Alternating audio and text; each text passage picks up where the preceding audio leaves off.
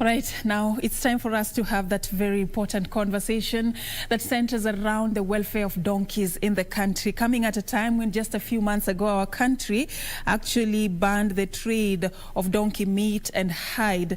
This was something that was legislated in the year 2012, but there was a report that actually recommended that this should be banned because there was an increase in the number of slaughterhouses in the country, and something that was predicted was that by the year 2023, Kenya could actually wipe out all the donkey population in case we went that direction. But then again, we are going to be having this conversation in depth and also understand other matters, other challenges that currently communities owning donkeys are facing, which include even donkey theft in the country. And joining me to have this important conversation is Dennis Bahati, the Program Manager, Animal Care. Thank you so much, sir, for creating time for us.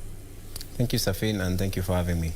All right, so let's begin straight away. Probably just give me a genesis of how all this began. Let's talk about why it is important for us to be focusing on the welfare of donkeys in the country. What is the biggest problem right now? So, having a small background in terms of understanding this whole issue, in 2016, Kenya opened its doors to the first donkey slaughterhouse. And within a span of 2 years, we had 4 operational donkey abattoirs that were slaughtering a capacity of around 1,000 to 1,200 donkeys a day. If you look at the census that we had in 2009, it showed that the population of donkeys in the country was estimated to be around 1.8 million. So within a span of 4 years and the operation of these donkey slaughterhouses, the population of donkeys plummeted, and through an unpublished report that was even published last year showed that the numbers of donkeys that we currently have was around 600,000. So you could see around 1.2 million donkeys had already been wiped out. So that's just a highlight of what had happened. Now, these slaughterhouses, when they saw that the population of donkeys in the country had gone down, they started sourcing donkeys from as far as Tanzania, Somalia, South Sudan, and even Ethiopia. So border communities which reside around these areas saw a lot of theft of the donkeys that they had. Okay, one would want to know what impact the trade in donkey meat and hide had. Probably you can give us a perspective on how bad it was and how it was hurting our country. Now, if you look at this key natural resource, the donkey is an animal that is very, very significant, especially to marginalized communities that depend on it for very, very critical things. And if you look at some of the communities where this animal is found, it is very, very important for issues like fetching of water, even during movement and migration times. So the donkey is very, very significant. And even studies that have been done by Brook East Africa and Donkey Sanctuary have shown that there are people who actually even make an income from the donkey and even make up to even 30,000 a month from this animal. So if you deprive them of this key resource, you can actually see how big of an impact it has on them. Yes. And you take me to something that, it's really interesting. I want you to talk to us about now efforts to find a solution and also to address some of the challenges that these donkey-owning communities have been facing. Talk to me about this project the African Network for Animal Welfare has been conducting. Of course, it is a collaborative effort just to look at, how they can be able to better empower the donkey-owning communities to be at a place where they can deal with some of these challenges. Talk to me about that program. Okay. So as an organization, we've partnered with the Brook East Africa and also the county government of Narok and also Kajiado. And we are working and pulling all our efforts, especially on the communities that reside along the border. So we want to build their capacity and ensure at the end of the day they are vigilant so that they are aware of what is happening in their surrounding. So one of the key things that we're actually doing, establishing local information networks who are working very, very closely with the local administration down at the ground to ensure that there is flow of information and people are aware of what's happening. The other one is now establishing a very strong linkage between the key stakeholders. And here we mean people like the Nyumba Kumi representative, we mean the religious leaders.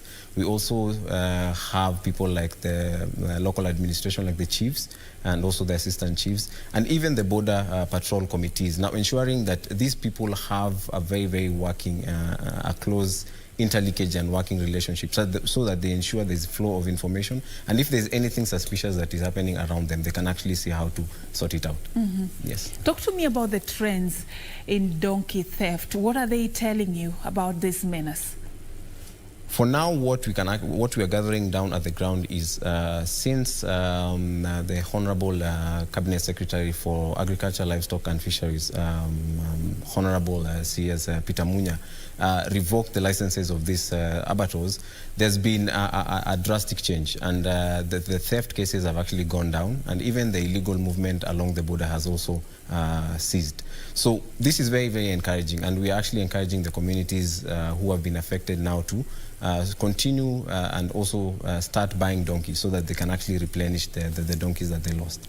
Yes. What other efforts, apart from the closure of these abattoirs, what other measures have been put in place to ensure their safety so that we do not have like this problem continuing?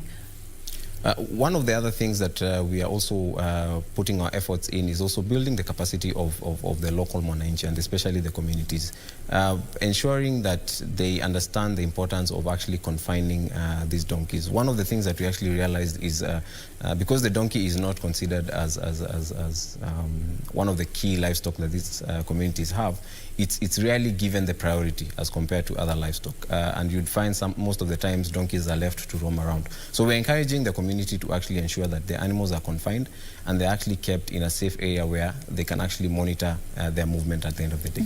Yes. You know, for now, I would say the country has banned the commercial slaughter of donkeys. But what can be done to ensure that the system is more sustainable in case it is reintroduced in the near future?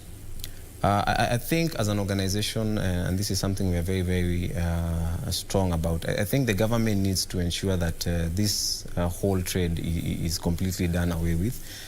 Because we shouldn't even be thinking about reintroducing. Yes, we shouldn't even be thinking about how to reintroduce it back again, because if you look at how the donkey as an animal is kept, it's very, very different from other livestock. The other animals replenish themselves and at a very short period of time, but the donkey, studies have actually shown even for a donkey to actually replicate and reproduce, it's very, very difficult. Even studies on artificial insemination in the donkey have actually shown that it's very difficult in the donkey. So rearing the donkey as a production animal is quite a challenge. And if you look even as a country, the donkey is not actually consumed as a meat animal. So for me, I believe that such a trade is not sustainable at the end of the day, and we should actually focus in terms of protecting it and safeguarding it at the end of the day.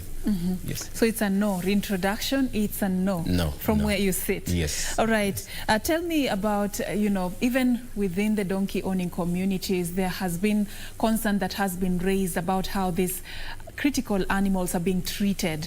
Are you also looking at these issues and what has been the most unfortunate scenarios you've witnessed? Yes, that's also one of the things that we are actually also pushing for. Like I had initially mentioned, the donkey is one of the animals which is highly neglected. And we are trying to build the capacity of the community so that they understand why the donkey should be considered as an important animal as the rest of the livestock that they keep. So ensuring that the animal is treated if the animal is sick, get medical intervention for this animal, because you would see that the donkey is one of those animals that's not even taken care of in terms of medical care.